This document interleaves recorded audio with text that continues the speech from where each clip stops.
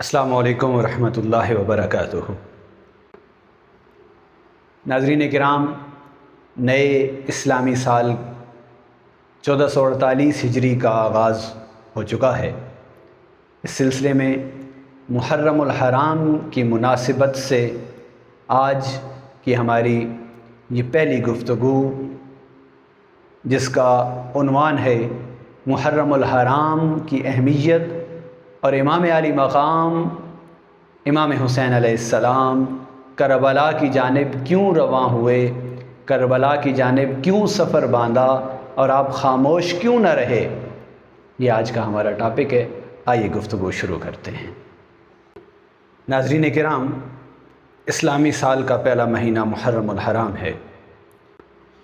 یہ صرف ایک نئے سال کا آغاز نہیں، بلکہ ایک ایسا مہینہ ہے جو ہمیں قربانی، صبر، وفا اور حق پر قائم رہنے کا درس دیتا ہے۔ محرم الحرام ان 4 مہینوں میں سے ایک ہے جنہیں اللہ رب العزت نے حرمت والا قرار دیا ہے۔ قرآن کریم میں ارشاد ہے، بے شک مہینوں کی گنتی اللہ رب العزت کے نزدیک 12 ہے، ان میں سے 4 حرمت والے ہیں۔ علماء اکرام فرماتے ہیں، ان مہینوں میں نیکی کا اجر بڑھا دیا جاتا ہے اور گناہوں کی سنگینی بھی بڑھ جاتی ہے۔ یعنی محرم صرف کیلنڈر کی تبدیلی کا نام نہیں ہے، محرم صرف کیلنڈر کا پہلا مہینہ نہیں ہے، بلکہ اپنے اعمال کا جائزہ لینے، توبہ کرنے اور اللہ سے تعلق مضبوط کرنے کا مہینہ ہے۔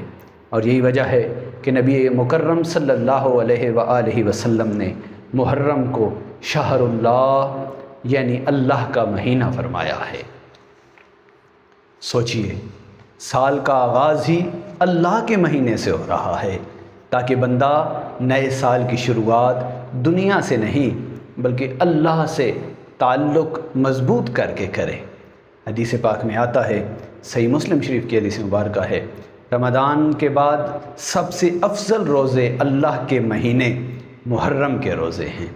گویا محرم ہمیں صرف تاریخ نہیں دیتی، محرم ہمیں صرف تاریخ نہیں بتاتا بلکہ عبادت کا راستہ بھی بتاتا ہے۔ اور جب محرم کا ذکر آتا ہے نا، تو ایک عظیم ہستی کی یاد دلوں میں تازہ ہو جاتی ہے۔ وہ ہستی ہیں امام علی مقام سیدنا امام حسین علیہ السلام۔ امام حسین علیہ السلام صرف تاریخ کا ایک نام نہیں، بلکہ صبر، وفا، شجاعت اور حق کی پہچان ہیں۔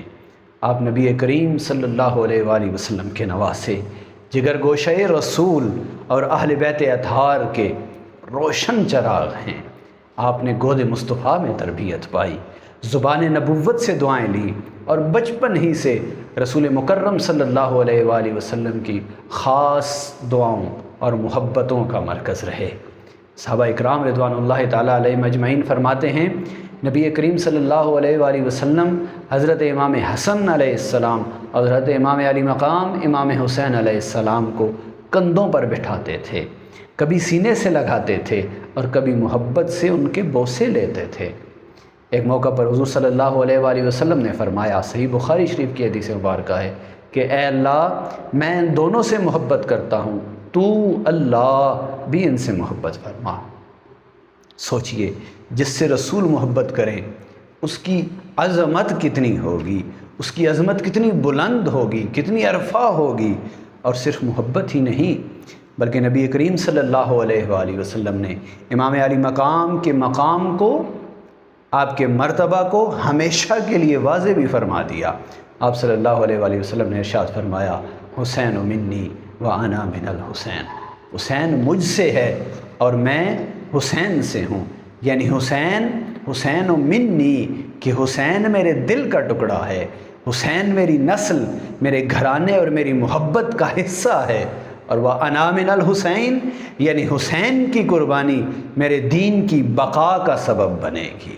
علماء اکرام فرماتے ہیں، کربلا نے اسلام کی اصل روح کو زندہ رکھا، کربلا نے اسلام کی اصل روح کو زندہ رکھا۔ اور اگر امام حسین علیہ السلام باطل کے سامنے خاموش ہو جاتے تو حق اور باطل کی پہچان دھندلا جاتی، اور یہی وہ مقام ہے جہاں سے کربلا کا اصل پیغام اور اصل پس منظر شروع ہوتا ہے۔ ناظرین، نبی کریم صلی اللہ علیہ وآلہ وسلم کے وصال کے بعد وقت گزرتا گیا اور امت کے اندر کئی تبدیلیاں آنا شروع ہو گئیں۔